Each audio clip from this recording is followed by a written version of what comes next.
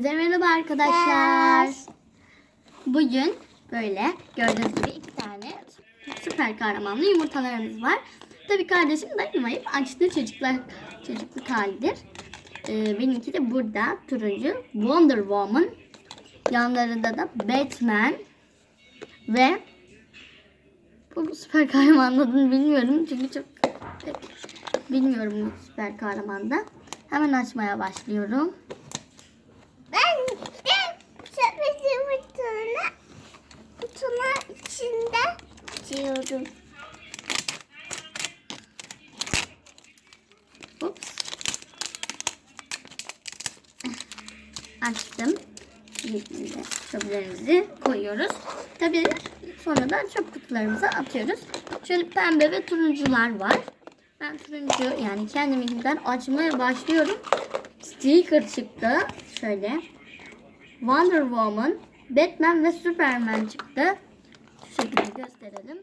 Burada da Justice yazıyor. Anlamadım. Anlamını bilmiyorum. Bana da bir böyle bu çıktı. Sana Kumsal Alya'da Vroom yazan bir Batman figürü çıktı. Yani şu şekilde bir anahtarlık gibi bir şey. Bakalım dövme kolay yapıştırılan ama biz yapıştırmıyoruz. Bu da bunlar biliyorum da adını unuttum. Bunlar galiba hani böyle yumuşak stickerlar olur ya onlardan da. Ve bana bir oyuncak çıktı ama kardeşime oyuncak çıkmadı. Bana direkt öyle yapışkan stickerlar falan çıktı. Hemen oyuncağımı açıyorum. Açamıyorum. Açılmıyor. Yok, ben açıp geliyorum hemen. Çıktı. Evet, açıldı. Ve yanındakiyle de çıktı. Bak. O. Lego kahraman çıktı ya da süper kötü. Bilmiyorum ne olduğunu tam olarak. Ayakta durması için şu şekilde şeyler çıktı tabii ki de. Birleştireceğim. Süper kötü çıkmış. Evet. Şu şekilde gövdesiyle birleştirdiğimde şu şekilde bir şey oluyor. Tam görebiliyor musunuz bilmiyorum ama. Sonra kollarına bakalım. Küçücük şey. Oyuncak olarak geçiyorsa ben ne diyeyim. Sonra da takılıyor bayağı. Ben takıp geliyorum hemen. Arkadaşlar bu arada bu süper kötü değil, süper kahramanmış. Bu Iron Man, şu şekilde göstereyim. Iron Man çıkmış ve maskesi çıkıyor. Yani bayağı güzel. Bununla da oynarız biz. Şu şekilde içine koyayım kendiminkini. Nerede kaba? Bu şekilde. Bu da burada dursun. Ve bir tane de yere yapışmış.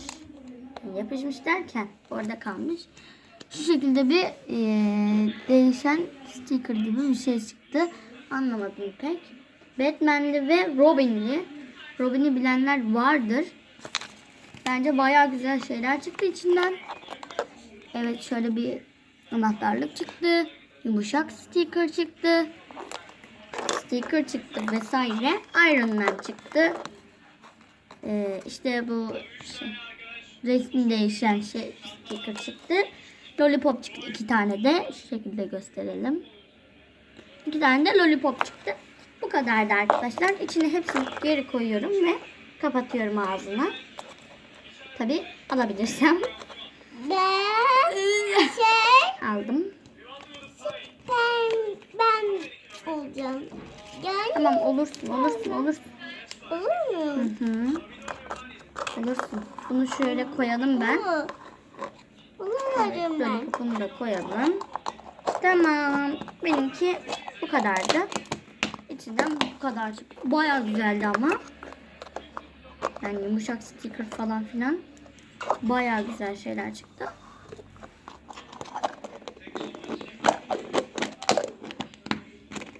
Arkadaşlar videomuzu beğenip kanalımıza abone olursanız çok seviniriz. Görüşürüz.